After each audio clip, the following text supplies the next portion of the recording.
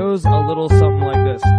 He's a grizzled young vet, he's a grizzled young vet. He's worked so many towns that sometimes he forgets. Doesn't matter if it's curtain jerking or the main event. Cause he's a grizzled young vet, he's a grizzled young vet.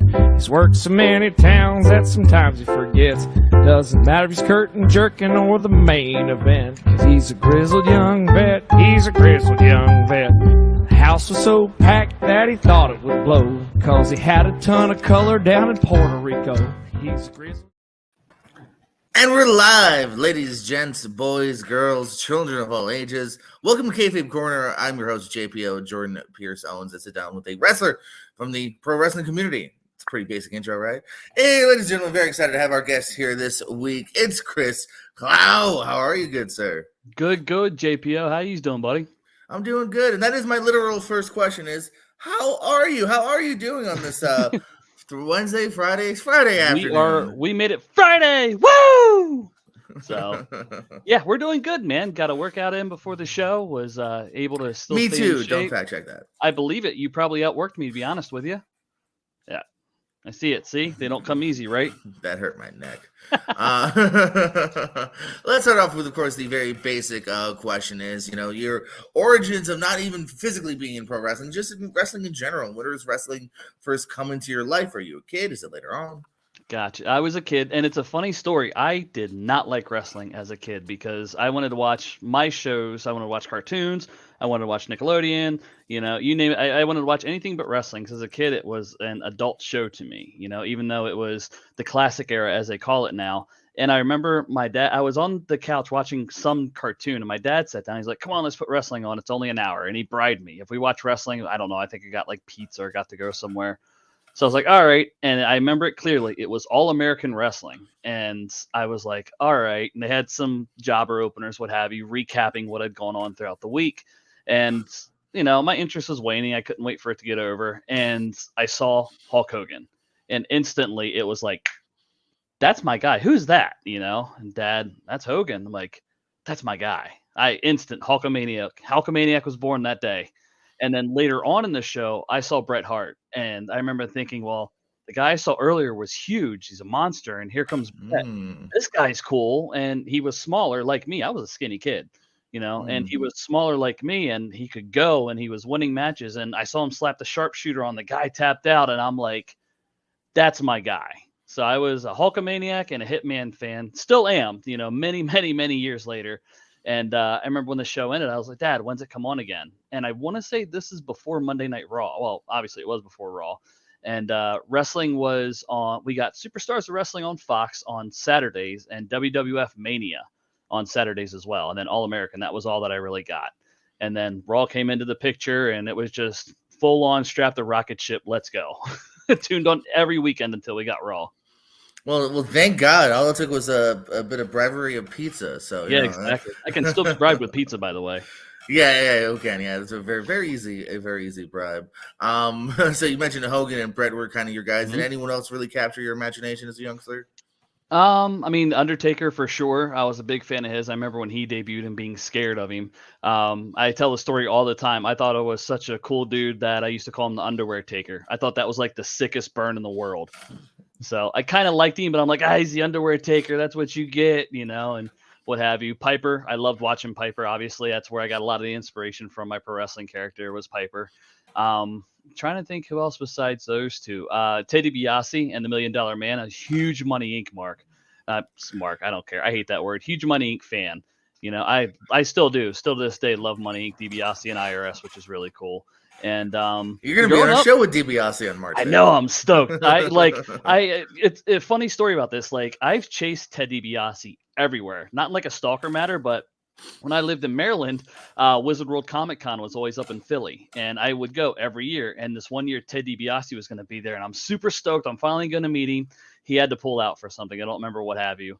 And so later on, we're in high school, and he on the Eastern Shore of Maryland, and he's coming to preach at this church in Delaware. And I, for the life of me, was trying to finagle some plan to get 2.5 miles away in Delaware so I could meet Ted. I could care less about what he was preaching, back then. I wanted to meet the $1 Million Man, and couldn't make it up there. And literally every time he's at a show or a Comic Con that I'm supposed to be on, something happens, or that I'm going to, something happens. So when I do like exclamate out of my seat, I can't even talk right now. I'm so excited. Like, I can't wait personally. And I'm going to get a picture. I don't give a shit. I will pay for an autograph. I am stoked. Am I going to wait to like squeal and shit when I get in the car? Yes.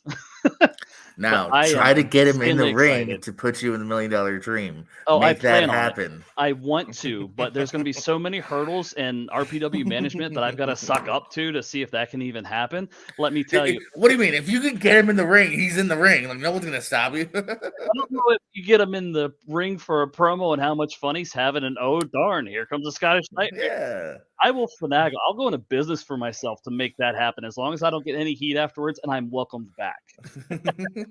Now, and somebody better be there taking video and snapping pictures, because it's going on my wall if it happens. Or plan B, I don't know if you're probably just as excited. Kevin Connolly, E from Entourage, is going to be there. Yep, very much so. I was actually right. I was very surprised with the lineup. I mean, the Southwest Florida Space Con, or is it Comic Con? It's Comic Con. Yeah, the Comic Con. They've really grown over the years, and RPW's always been represented there too. Sometimes on both days, and it's really cool just seeing that relationship blossom to what it has. So I'm super stoked for that. Yeah, let's hug it out, bitch.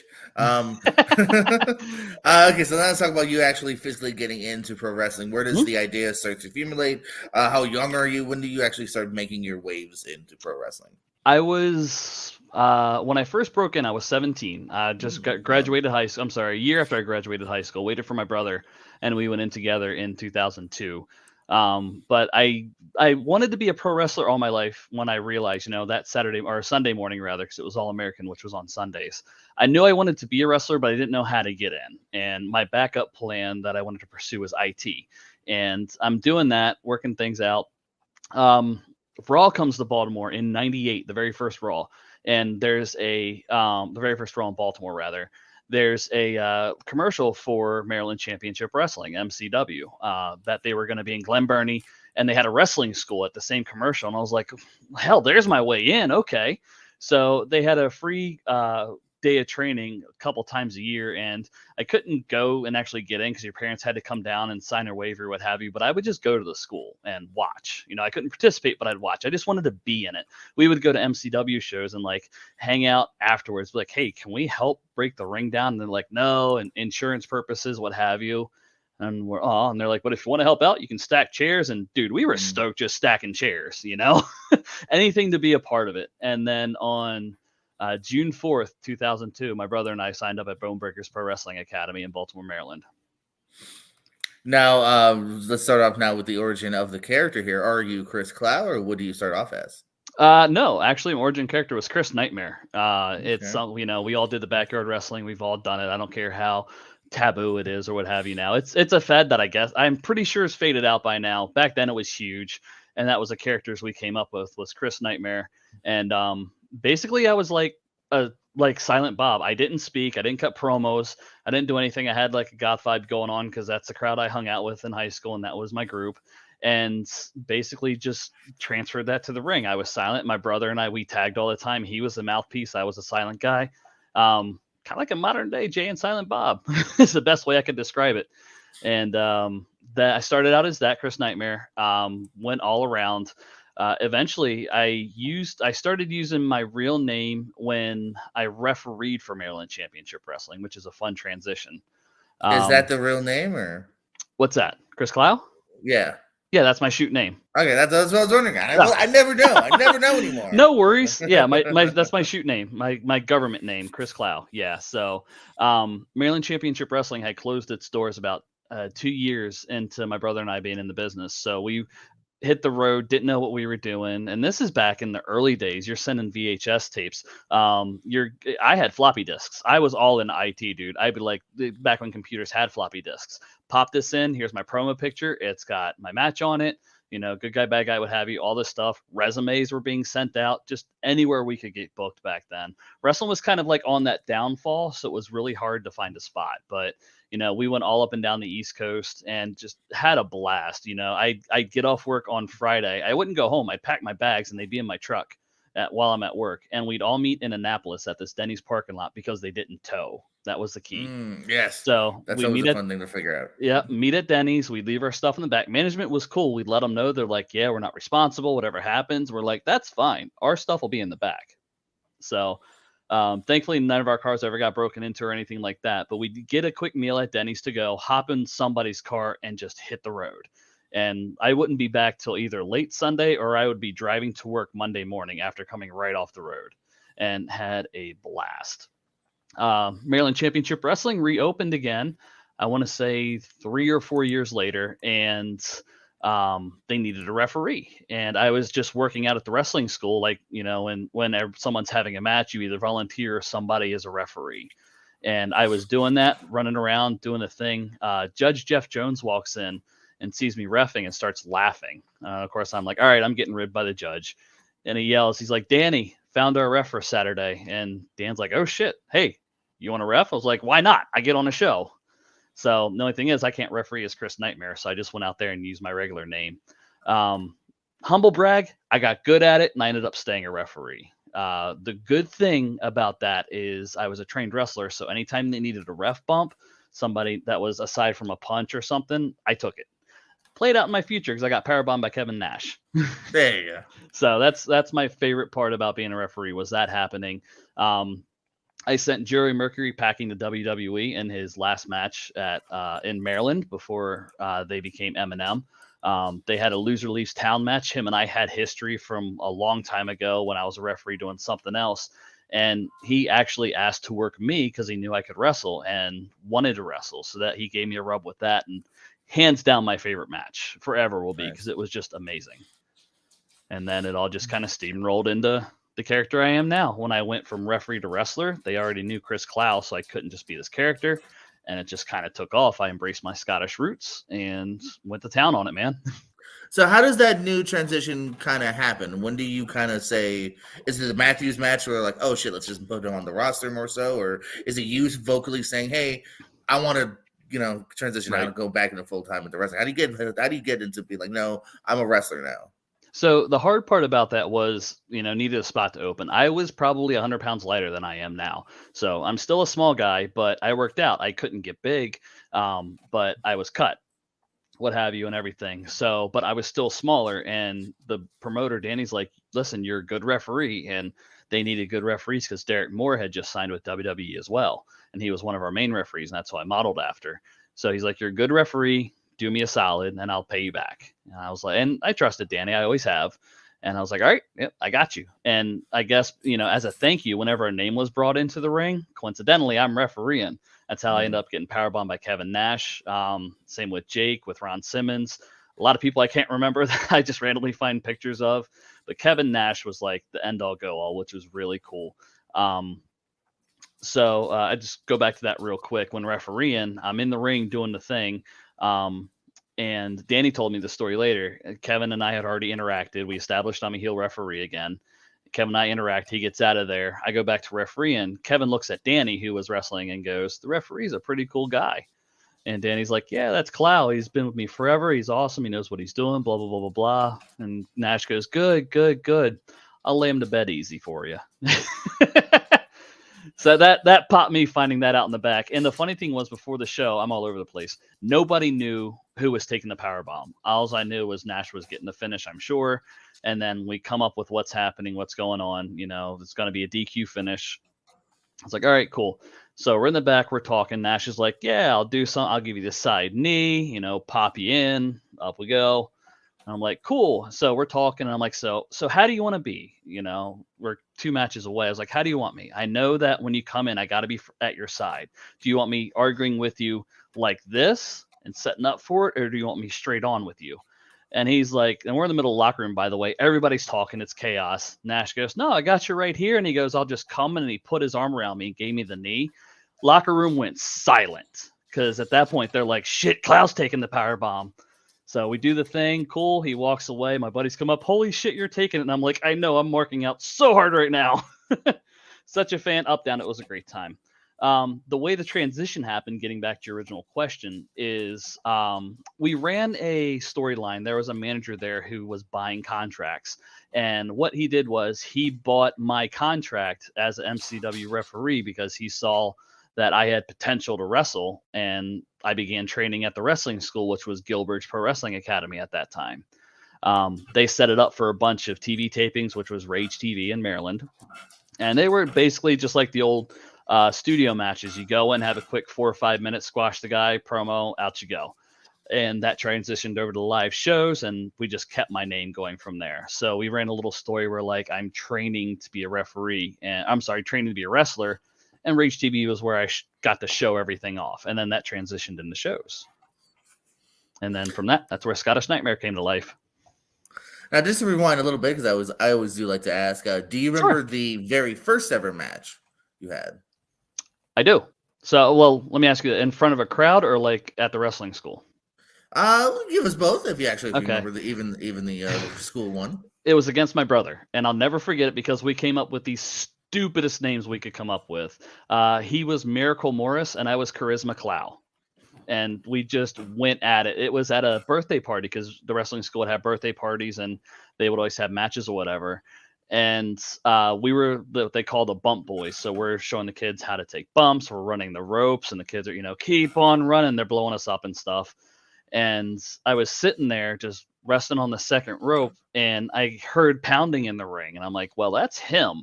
And I moved. He was coming up to try and Pearl Harbor me from behind. And it just kicked off. We just went into it. Kind of taboo at the time, especially back then, because it's very strict at the wrestling school I was at. You show up on time, obviously, but I mean, like, there were rules in there. And when we just went for it, it was basically, can I cuss? Yeah, go ahead. Okay. Basically, it was us just going, fuck it. We'll deal with it later. We get killed. And we went into it and we cut promos as we're wrestling. So he got the upper hand on me, what have you. I'm down on the ground and he goes, I'm Miracle Morris and I'm blah, blah, blah, blah, blah, blah, blah. And when he turned around is when I started a mini comeback, powdered him out, and I'm Charisma Clow and I'm going to take Miracle Morris to school, what have you. And we just had a match. And it was 20 minutes because we kept looking at our trainers and they're not giving us the Iggy to go home. They're just watching. So it went about 20 minutes and I went over because I was baby. Birthday party. It was a good time. And my first match in front of a crowd was a battle royal. It was the contractual obliged jabroni battle royal. In our Bone Breakers contract, it was stated that we would have a match in Maryland, guaranteed one match in Maryland Championship Wrestling. Since Bone Breakers was closing its doors, MCW was closing as well. So at the final MCW show, the Shane Shamrock Memorial Cup, I think it was the 5th one. We were in the contractual obliged jabroni battle royal. All the students got in the ring and we had a battle royal. It ended with my trainer, the Bruiser, rest in peace. He came down and basically glommed me and the other guy from behind. We got up and just started swinging, and they're no-selling us because we're just a bunch of snot-nosed punks. He picks me up, power bombs me, tosses me out, cuts a promo. His opponent comes down to the ring. They go right into the next match. So that was my first forte.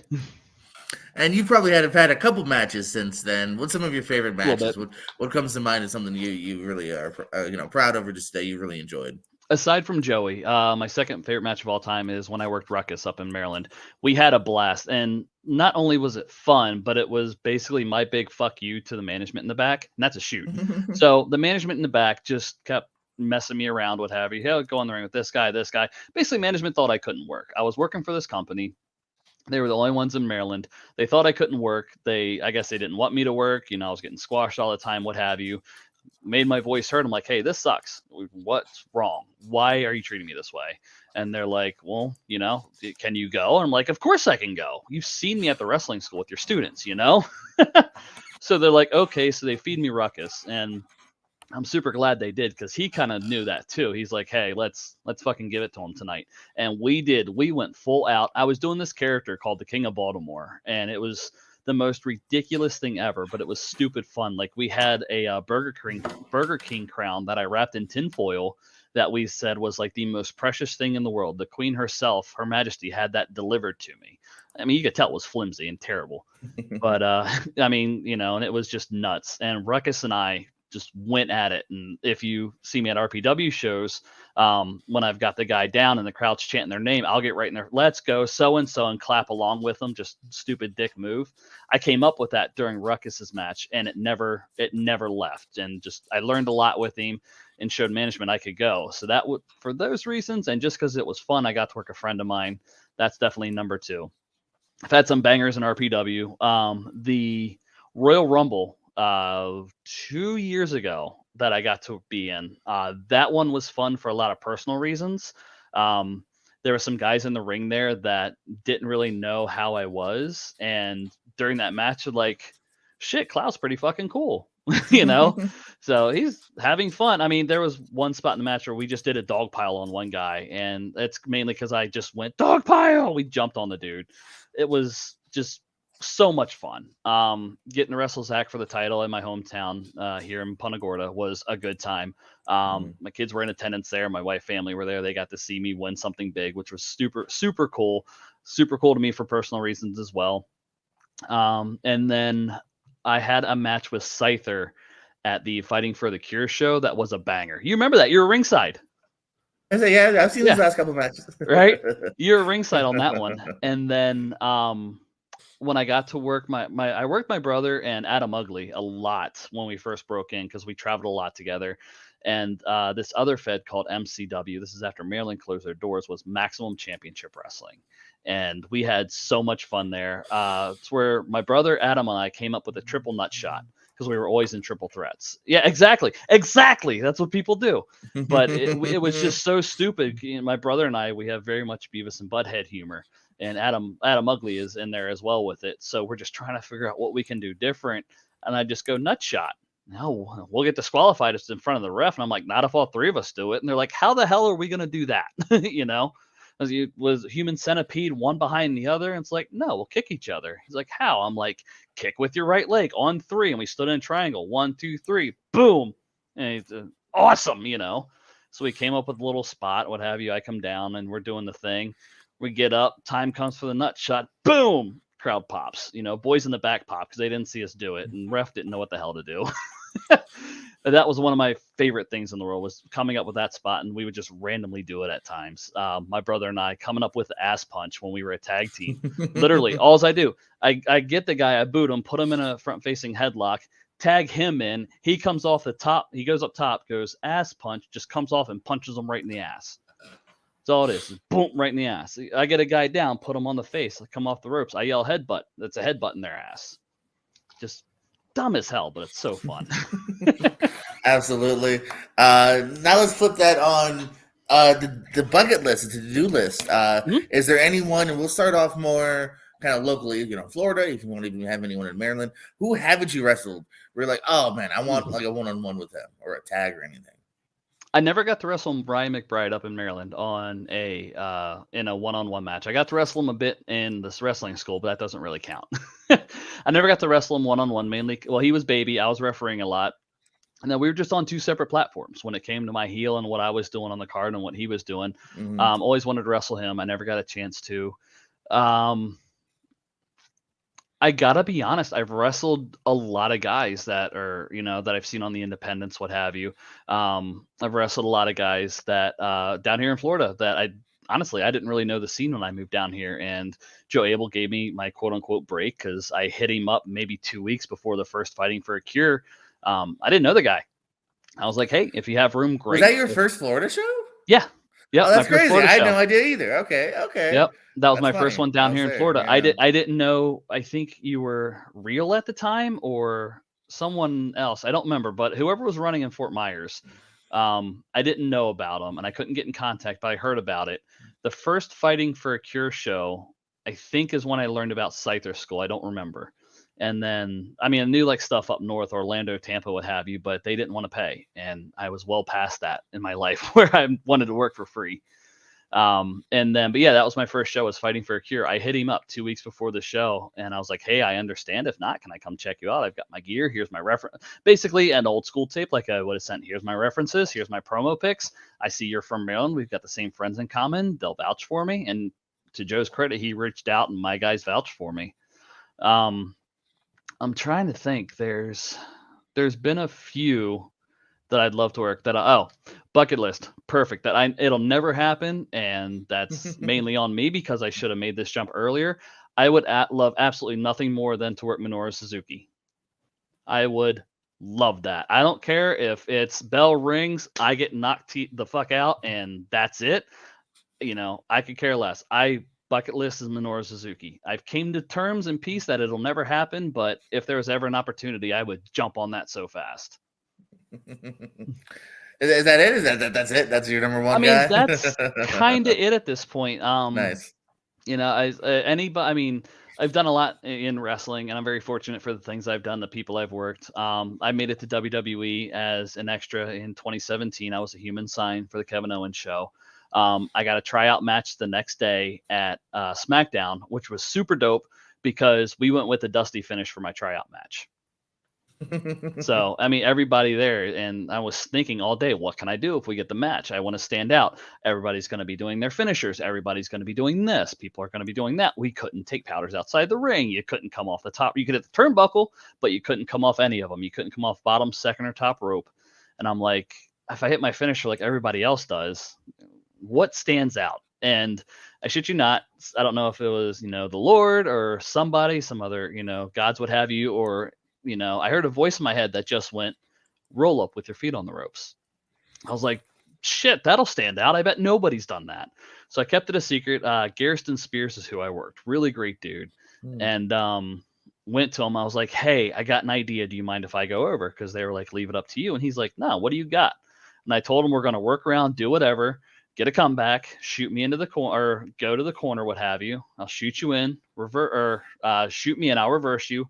Up and over, I'm going to schoolboy you and put my feet on the ropes. And he's like, oh my God, that's perfect. So time comes for the match. We're doing our thing, stuff that you learned in wrestling school, we're positioning each other, what have you. I remember when he gave me a headlock, we were kind of facing the wrong way. So I kind of used his hips to get us going the right way. So we'd be running with the hard cam. And we do our thing. I get him down with something. Miz actually stole one of my moves because he was there. The one where the guy's on all fours, he hits the ropes and just socks him after that.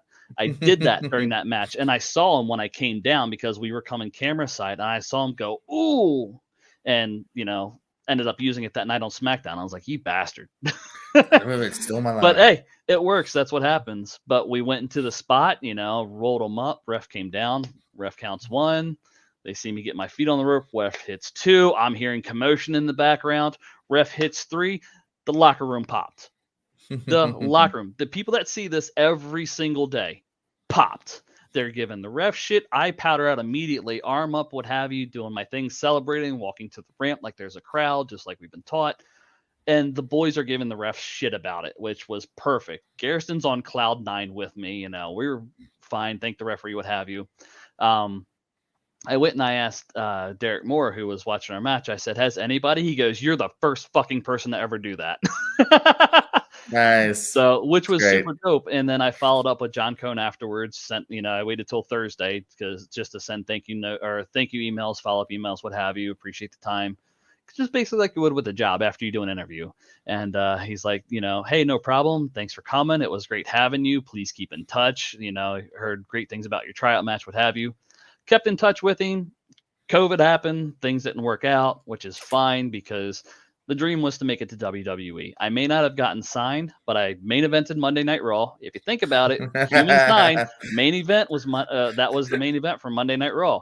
I main evented Monday Night Raw as a human sign. I got a tryout match on SmackDown. I popped the locker room. I got feedback from people that are there. Yep, there I am. I got feedback from people that were there that see the stuff day in and day out. I got feedback from the coaches. The only person that was missing was William Regal. He wasn't there, but Scott Armstrong was. I got feedback from him. So it was an amazing experience. Everything after that has been a bonus. And I've made peace with my career. They're like, oh, I didn't make it, but in my own way, I did. I'm happy 100%. with it.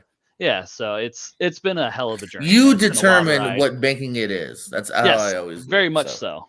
Very much so. I stole that line from like a video I saw last night, but it's absolutely true. Yeah, man. No, depends on what 100%, man.